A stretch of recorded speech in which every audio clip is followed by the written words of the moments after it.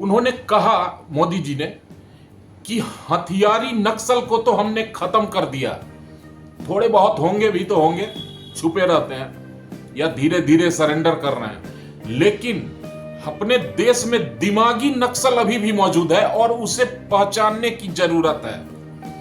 मतलब मोदी साहब तो पहचान रहे हैं। उन्होंने हमें और आपको, देशवासियों को यह बताया था कि पहचानो दिमागी नक्सल को। आखिर कौन है ये दिमागी नक्सल? पता है आपको दिमागी नक्सल होते क्या है मित्रों?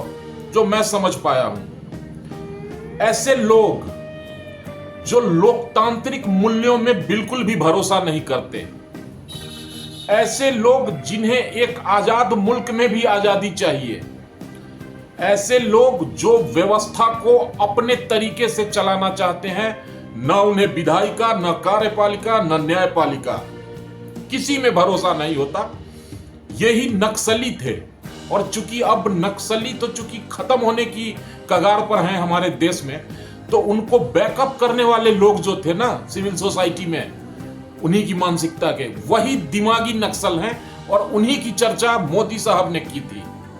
खैर, मोदी जी के दिमागी नक्सल शब्द प्रयोग करते ही एक आम इंसान जो सही मायने में सही है, वो तो एंजॉय किया उनके इस बात को और एप्रिसिएट भी किया कि मोदी साहब अब दिमागी जो बीमार लोग हैं उनको खोजने को कह रहे हैं, उनसे बचने को कह रहे हैं। लेकिन वाकई जो समाज में ये दिमागी नक्सल हैं, वो बड़े परेशान हो गए मोदी साहब की इस बात से।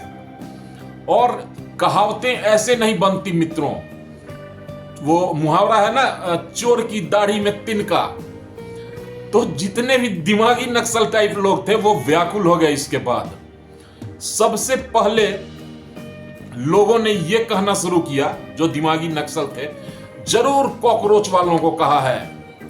उन लोगों ने जो प्रोटेस्ट करके सरकार को झुकाया, शिक्षा मंत्री का इस्तीफा लिया, इसको वो दिमागी नक्सली समझ रहे हैं। नक्सल हो गए वो लोग, इनके खिलाफ बोलने लगे तो नक्सल हो गए। अलग अलग प्रिडिक्शन लोग करने लगे।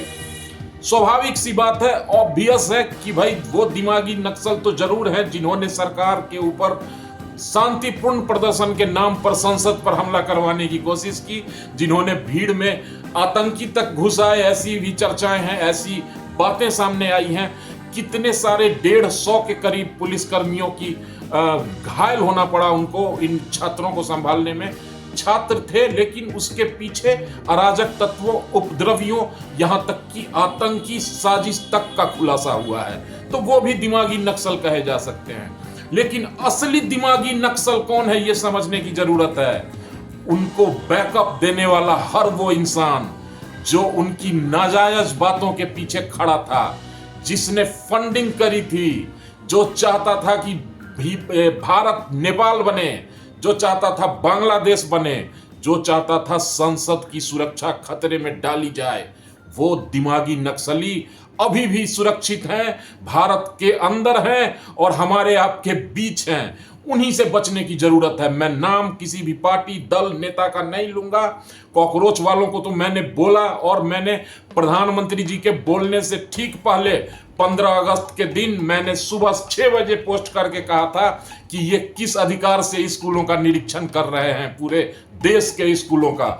ये नक्सली मानसिकता है। और देखो, प्रधानमंत्री साहब ने भी बोला कि ये दिमागी नक्सली हैं। तो मैं तो कॉकरोच वालों को नक्सली मानसिकता की मानता ही हूं। वो डफली गैंग है, वो जेएनयू है, एक बड़ा वर्ग जेएनयू में दिमागी नक्सल है, इसमें कोई दो राय नहीं। जो कश्मीर को भारत का हिस्सा नहीं मानता वो दिमागी नक्सल है, और मैं खुलकर बोलूंगा है। इसलिए मित्रों, आप सब खुद समझदार हैं, समझें कौन है दिमागी नक्सल, और बने रहे मेरे साथ इसी तरह की वीडियो के साथ। एक भरपूर सनसनाती हुई मजेदार टॉपिक के साथ मिलता हूं जल्द ही। गुड बाय, जय हिंद।